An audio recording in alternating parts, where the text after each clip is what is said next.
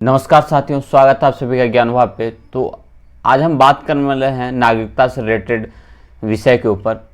तो अगर आपके पास आधार कार्ड है, वोटर आईडी है, पासपोर्ट भी है, तो क्या आप ऑटोमेटिकली इंडियन सिटीजनशिप यानी भारतीय नागरिकता को प्रूव कर सकते हैं? अगर जवाब आपका हाँ लग रहा है तो आज का वीडियो आपको सरप्राइज कर सकता है, क्योंकि हाल ही में एक स्टेटमेंट ने पूरे देश को हिला कर रख दिया है, मतलब डिबेट में डाल दिया है। लोगों का सवाल है कि अगर पासपोर्ट भी सिटीजनशिप का प्रूफ नहीं है तो फिर असली सबूत क्या है?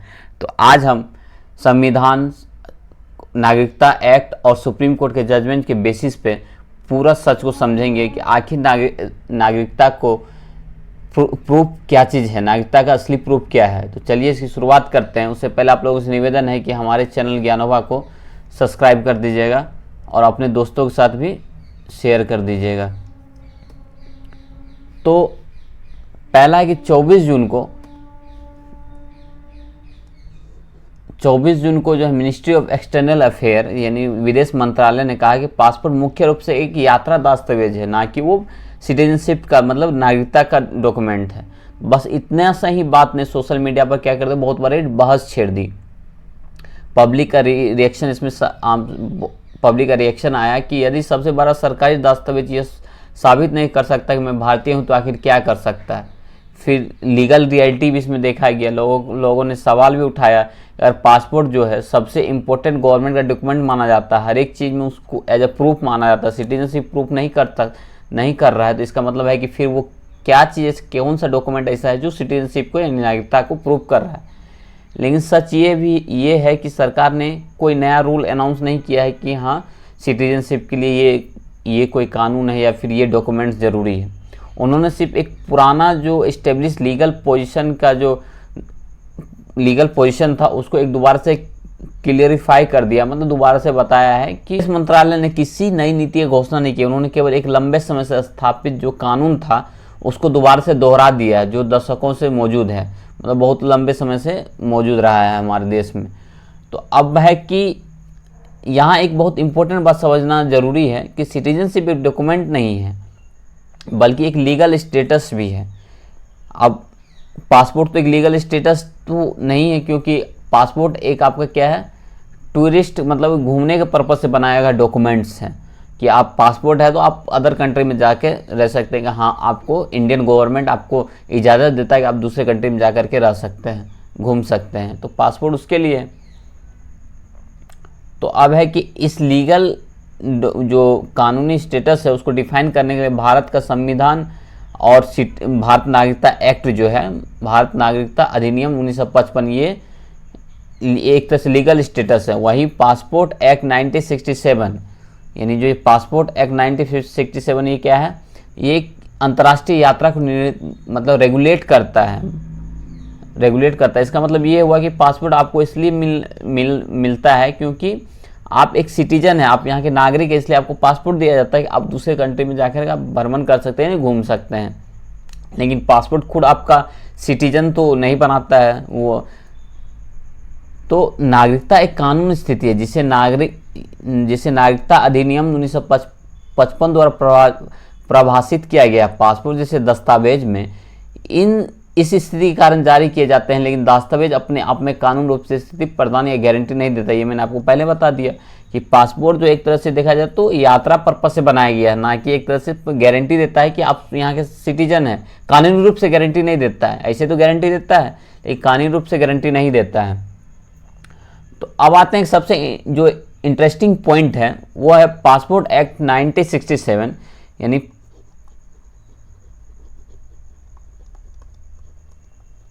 पासपोर्ट एक्ट 1967 के तहत जो सेक्शन 20 है, ये जो सेक्शन है आपका सेक्शन 20, इसमें कुछ एक्सेप्शन है।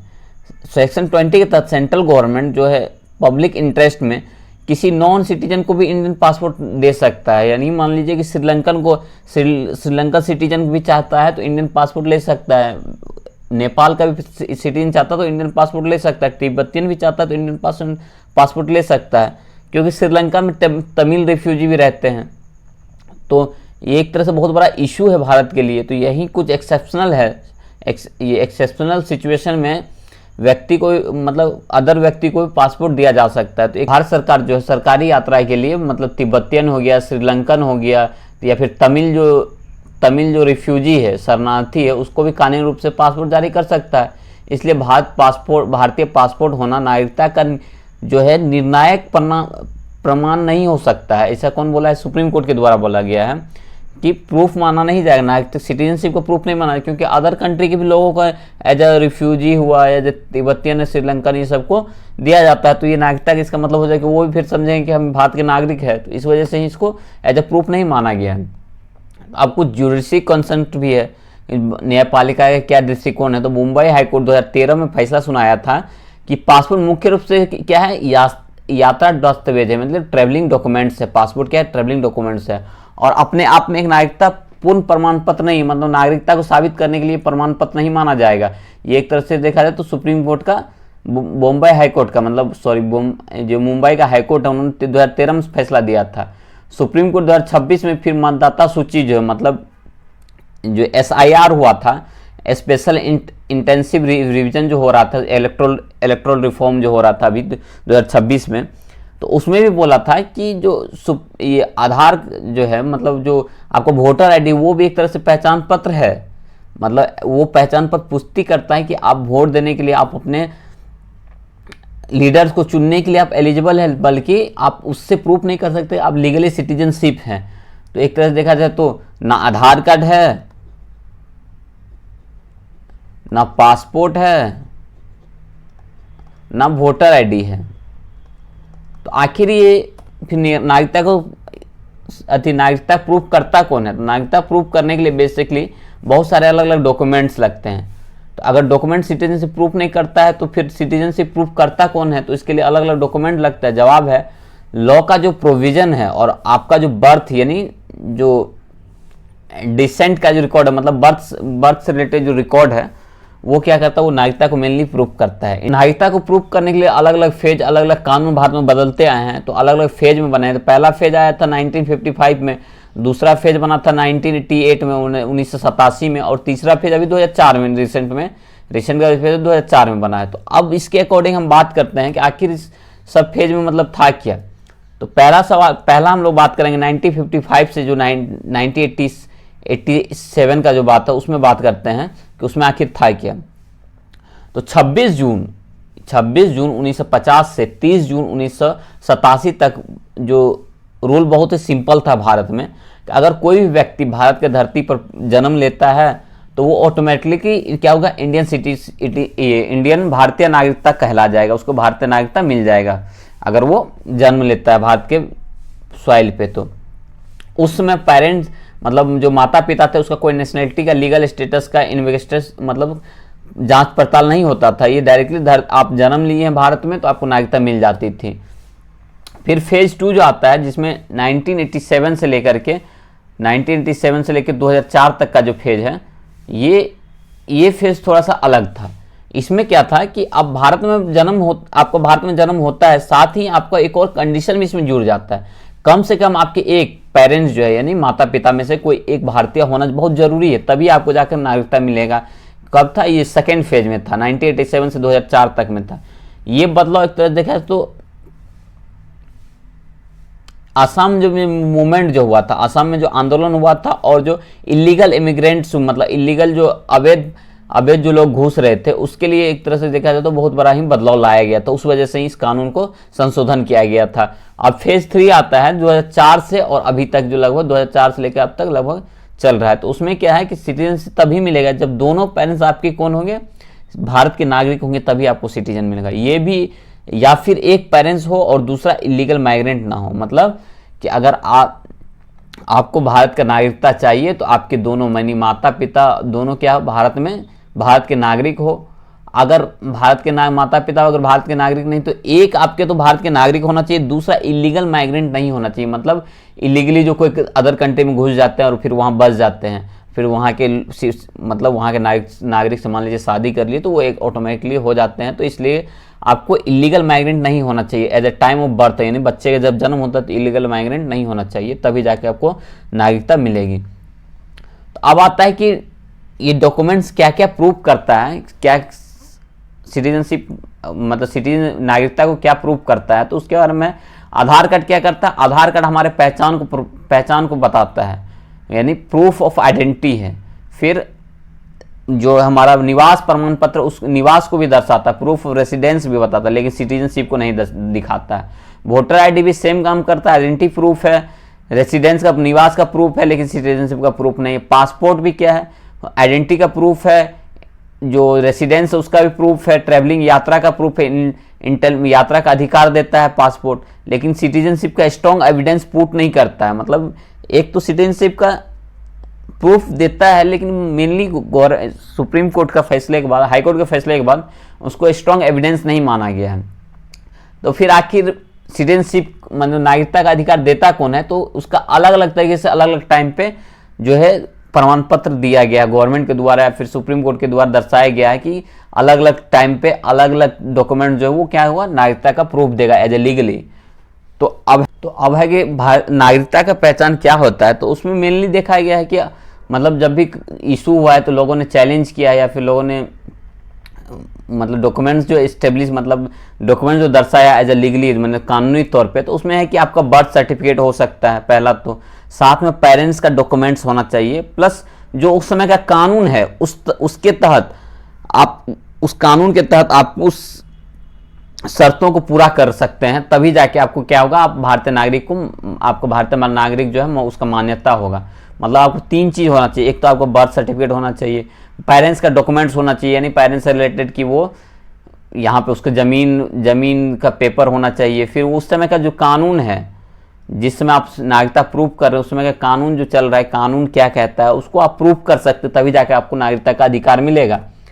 तो अब आते हैं कि तो बहुत सारा जो यहाँ टेक अवे भी था मिनिस्ट्री मतलब विदेश मंत्रालय के बयान के बाद, बहुत सारे इसमें डिबेट उभरने लगे कि आखिर नागरिकता है क्या, फिर नागरिकता और फिर जो राष्ट्रीयता होता है नेशनलिटी और सिटीजनशिप में क्या डिफरेंस है, तो उसके ऊपर भी लोग चर्चा करते हैं। नेशनलिटी वर्सेस ये सिटीजनशिप, तो इसके ऊपर मेनली चर्चा करते हैं कि आखिर नेशनलिटी क्या है, सिटीजनशिप क्या है। तो बेसिकली जब देखते हैं सबसे पहले समझते हैं नेशनलिटी यानी राष्ट्रीयता और सिटीजनशिप यानी नागरिकता को। तो नेशनलिटी क्या है कि राष्ट्रीयता जो है किसी राष्ट्र के साथ आपके संबंध को दर्शाता है, कि बताता है कि आप उस राष्ट्र के क्या है, आप उस राष्ट्र से जुड़े हुए हैं, यानी नेशनलिटी यही बताता है। आपको वोट देने का अधिकार, चुनाव लड़ने का अधिकार, सरकारी नौकरी में कुछ विशेष अधिकार, संवैधानिक संरक्षण नागरिकता से मिलता है। तो सरल भाषा में कहे तो राष्ट्रीयता आपकी पहचान हो सकती है, लेकिन नागरिकता आपकी कानूनी दर्जा है। यही कारण है कि अदालतों और सरकारी एजेंसी नागरिकता को केवल भावनाओं या पहचान से नहीं बल्कि कानून के आधार पर तय करता है कि क्या नेशनलिटी है, क्या फिर सिटीजनशिप यानी क्या राष्ट्रीयता है, क्या और नागरिकता है। तो कौन सा दस्तावेज है, मतलब कौन सा डॉक्यूमेंट जो प्रूव करता है कि आप नागरिकता है। तो बात करते हैं उन दस्तावेज की मतलब डॉक्यूमेंट्स की। सबसे पहले आधार कार्ड आता है। आधार कार्ड, अगर आधार, वोटर आईडी और पासपोर्ट अंतिम जो प्रमाण नहीं है तो फिर नागरिकता कैसे साबित की जा सकती है। भारत में जन्म लेने वाले अधिकांश लोगों को यूनिवर्सल सिटीजनशिप सर्टिफिकेट भी नहीं दिया जाता है कि आपको ये आपका ये सर्टिफिकेट है जिस तरह से आपको दिया जाता है कि आप मैट्रिक पास कर लिए, 12th पास कर लिए, आपका बर्थ सर्टिफिकेट है, उस टाइप से कुछ यूनिवर्सल यानी भारत नागरिकता का सर्टिफिकेट दिया नहीं जाता भारत में कोई भी जन्म लेता है। तो यही कारण है कि जब किसी व्यक्ति का नागरिकता का सवाल उठता है तो दस्तावेज बल्कि अलग अलग तरह के दस्तावेज का देखा जाता है, जैसे प्रमाण पत्र देखा जाता है, बर्थ सर्टिफिकेट, माता पिता के दस्तावेज देखा जाते हैं, स्कूल रिकॉर्ड देखा जाता है, भूमि से रिलेटेड रिकॉर्ड देखा जाते हैं, मतदाता सूची को देखा जाता है, अन्य और भी बहुत सारे जो गवर्नमेंट के दस्तावेज है उसको भी देखा जाता है। इन सभी को जोड़कर ये देखा जाता है व्यक्ति जन्म के समय पर लागू नागरिकता कानून के अनुसार भारतीय नागरिक बनने के शर्तों पर पूरा करता था या नहीं। यानी नागरिकता का निर्धारण अक्सर दस्तावेज और कानून दोनों के संयोजन से किया जाता है। भारत में जो नागरिकता है उसमें भारत एक दिलचस्प तरह से सामने आता है भारत में कि भारत में करोड़ों नागरिक है, लेकिन अधिकांश लोगों के पास ऐसा कोई भी दस्तावेज नहीं है जो अकेले ही उसका नागरिकता को साबित कर सकता है। तो दूसरे शब्द में अगर समझे तो भारत में विस्तृत नागरिकता कानून तो मौजूद है, नहीं सिटीजनशिप से रिलेटेड कानून तो मौजूद है, लेकिन नागरिकता सिद्ध करने के लिए अक्सर कई रिकॉर्ड और दस्तावेज की आवश्यकता पड़ता है। यही कारण है कि समय समय पर नागरिकता को लेकर भ्रम पैदा होता है। लोग सोचते हैं कि आधार कार्ड या पासपोर्ट ही पर्याप्त है, जबकि कानूनी स्थिति उससे कहीं अधिक जटिल हो सकता है। अब जानते हैं भारत में जो नागरिकता मिलती है वो कैसे मिलती है। भारत में जो नागरिकता अधिनियम है यानी सिटीजनशिप एक्ट है,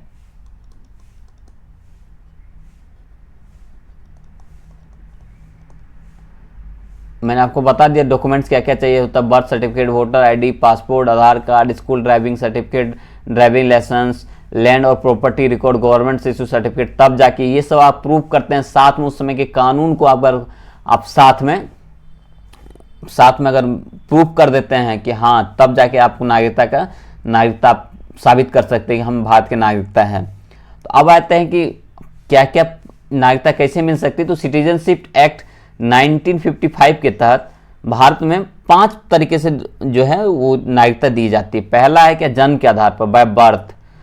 तो बाय बर्थ क्या है, यदि कोई व्यक्ति भारत में जन्म लेता है, उस समय लागू कानून के शर्त को पूरा करता है, तो क्या हो जाता है, ऑटोमेटिक भारत का सिटीजन हो सकता है। दूसरा है वंश के आधार पर, यदि व्यक्ति भारत के बाहर पैदा होता है लेकिन उसके माता पिता भारतीय नागरिक हो, तो भी आपको क्या हो सकता है, आपको भारतीय नागरिकता मिल सकता है, किसके, वंश के आधार पर। फिर रजिस्ट्रेशन के आधार पर, यानी पंजीकरण के आधार पर मिलता है। तो कोई भी विदेशी नागरिक हो, वो बहुत सारे नियम को फॉलो करते हैं, भारत के सारे नियम को फॉलो करते हैं, तो वो अप्लाई कर सकते हैं भारत की नागरिकता, और उनको भारत की नागरिकता को दिया जा सकता है। और फिर जो चौथा है वो न्यूट्रलाइज होता है, न्यूट्रलाइज के तहत, यानी कोई विदेशी नागरिक, पंजीकरण मतलब हुआ कि डायरेक्टली कोई अप्लाई किया उसको जाकर के मिल सकता है। जैसे कि अभी आप अक्षय कुमार का एग्जांपल ले सकते हैं। अक्षय कुमार एक कैनेडियन सिटीजन थे, कनाडा के नागरिक माना जाते थे, कनाडा के सिटीजन थे, लेकिन अभी उन्होंने अप्लाई कर दिया मतलब भारत की नागरिकता, तो उनको भारत का नागरिकता मिल गया है, उनको कनाडा का नागरिकता छोड़ना पड़ गया, तो वो एज ए रजिस्ट्रेशन हो गया। न्यूट्रलाइजेशन में कोई विदेशी नागरिक हुआ, निर्धारित शर्त को पूरा करता है, तो भारतीय नागरिक भी बन सकता है। कुछ कंडीशन है कि मतलब आपको 10 साल तो यहाँ रहना है, और कुछ फील्ड में अच्छे काम किए तो आपको एज ए प्रेसिडेंट क्या करता है, आपको नागरिकता दे दिया जाता है न्यूट्रलाइजेशन के मतलब देशीयकरण के तौर पे। 5वां है नए क्षेत्र में भारत में विलय होना, मतलब अगर कोई अदर टेरिटरी है भारत में जो अदर टेरिटरी, मतलब भारत एज अ वार के तहत किसी को अपने कोई लैंड एरिया को अपने अंदर में ले लिया, या फिर कोई लैंड एरिया जो हो गया, कोई टेरिटरी जो भारत में जुड़ना चाहा, तो उसके नागरिक जो ऑटोमेटिक क्या हो जाएगा, भारत के नागरिक हो जाएंगे। यही 5 आधार पे भारत क्या करता है, भारत अपना नागरिकता मतलब देता है किसी भी लोगों को।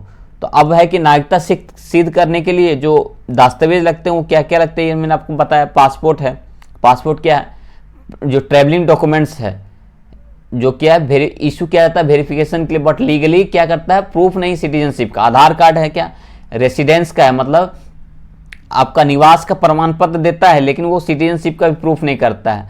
वो एलिजिबिलिटी क्राइटेरिया तो सारे फुलफिल करता है। अगर आप पासपोर्ट बनाना चाहते हैं तो आपके सारे डॉक्यूमेंट चेक किए जाते हैं, चाहे छोटे से छोटे डॉक्यूमेंट, आधार कार्ड, बर्थ सर्टिफिकेट, सारे कुछ आपके चेक किए जाते हैं, लेकिन वो प्रूफ नहीं है सिटीजनशिप के। फिर पैन कार्ड क्या होता है, टैक्स पर्पज से इशू किया जाता है, ये एक फॉरेन सिटीजन को भी इशू किया जा सकता है। इस वजह से ही इसको लीगली सिटीजन अब नागरिकता का आधार नहीं माना गया है। तो अब उस सवाल पर आते हैं जो सबसे अधिक पूछा जाता है कि आधार कार्ड नागरिकता का प्रमाण पत्र क्यों नहीं है। क्योंकि आधार निवास रेसिडेंस के आधार पर जारी किया जाता है, कुछ शर्त पूरे करने और गैर नागरिक भी आधार कार्ड प्राप्त कर सकता है, ये मैंने आपको बताया। पैन कार्ड का भी सेम सिचुएशन है, पैन कार्ड भी अदर नागरिक को भी इशू किया जाता है, टैक्सेशन पर्पज से होता है। तो अब इसका जो कंक्लूजन निकलता है, पहला तो यही होता है कि नेशनलिटी और नागरिकता दोनों अलग अलग अवधारणा है। दूसरा, आधार, पैन और वोटर आईडी और पासपोर्ट महत्वपूर्ण दस्तावेज तो है, लेकिन नागरिकता को अंतिम प्रमाण नहीं करता है। ये तीनों जो है, यानी पासपोर्ट हो गया, आधार कार्ड हो गया, पैन कार्ड हो गया, ये तीनों इंपॉर्टेंट डॉक्यूमेंट्स है, लेकिन सिटीजनशिप को प्रूफ नहीं करता है। तीसरा क्या है, भारत में नागरिक का जो निर्धारण कानून है और कई दस्तावेज है वो संयुक्त मूल्यांकन के आधार पर ही किया जाता है। चौथा क्या है, तो नागरिक किसी कागज से, नागरिकता जो किसी कागज से नहीं बल्कि कानून से आता है, ऐसा गवर्नमेंट का मानना है। दूसरा, दस्तावेज जो डॉक्यूमेंट्स है केवल उस कानून स्थिति को साबित कर देता। अगर आप उस समय के कानून को साबित कर देते हैं तो आप ऑटोमेटिकली वहाँ का नागरिकता कहला जाते हैं। तो उम्मीद है कि आपको यह स्पष्ट रूप से समझ आ गया हो कि भारतीय नागरिक का कानून आधार क्या है और आधार कार्ड और वोटर आईडी या पासपोर्ट को लेकर के इतनी चर्चाएं क्यों हो रही। यदि आपको यह वीडियो उपयोगी लगा हो, पसंद आया हो, तो हमारे चैनल ज्ञानोबा को लाइक कीजिएगा, सब्सक्राइब कीजिएगा और अपने दोस्तों के साथ, परिवार के साथ शेयर कीजिएगा, ताकि इस तरह के और इन्फॉर्मेटिव वीडियो उन तक पहुंच सके। तो मिलते हैं अगले वीडियो में, तब तक के लिए इतना ही। धन्यवाद। जय हिंद।